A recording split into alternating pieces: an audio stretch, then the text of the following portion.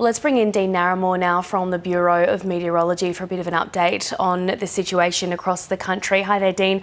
I want to start in New South Wales. Just take us through where the major areas of concern are for you today.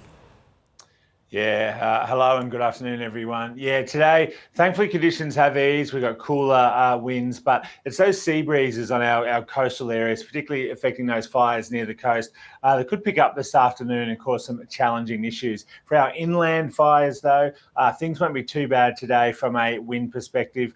Just light to moderate winds and cooler conditions from what we saw over the weekend. So we'll just be focusing on just that sea breeze timing. Could see some gusty winds with the sea breeze for any of our fires that are right on the coast today. Turning to Tasmania, there is a damaging wind warning for those areas around sort of Swansea and Dolphin Sands.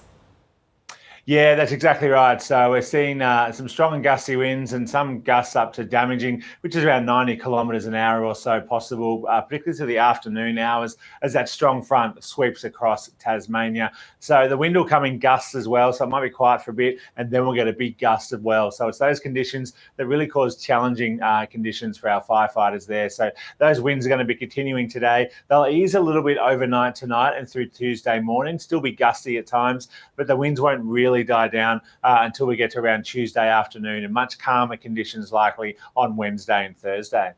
What's behind these weather conditions that we're seeing, particularly here in New South Wales as well, where you've said, conditions are sort of starting to ease today? What's behind these systems and how do you expect them to move and develop over the next couple of days?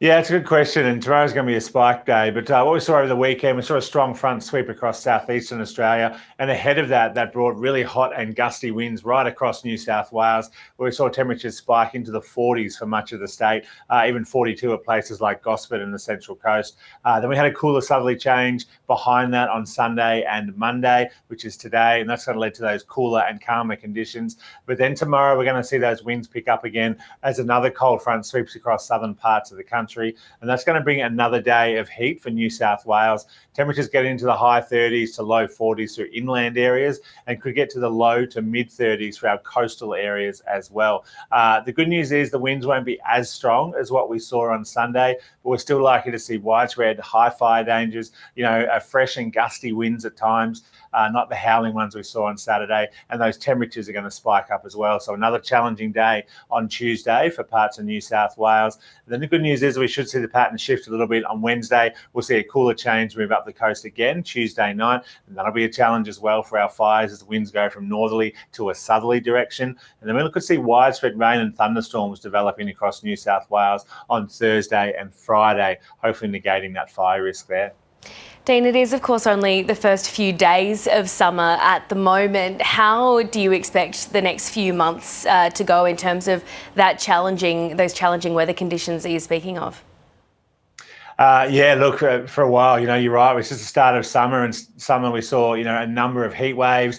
We see rain, storms, cyclones, heat waves and fires. It is our busy time of year. So at least in the short term, as I mentioned, Spike Day Tuesday, hopefully more welcome rain and storms as we get through the end of the week. But then we could see heat return for parts of Eastern Australia as we get into the week leading up into Christmas. And as we go through summer, we normally see these bursts of heat on a weekly basis sometimes. So yeah, I'm sure there's going to be many more bursts of this kind of weather as we move forward.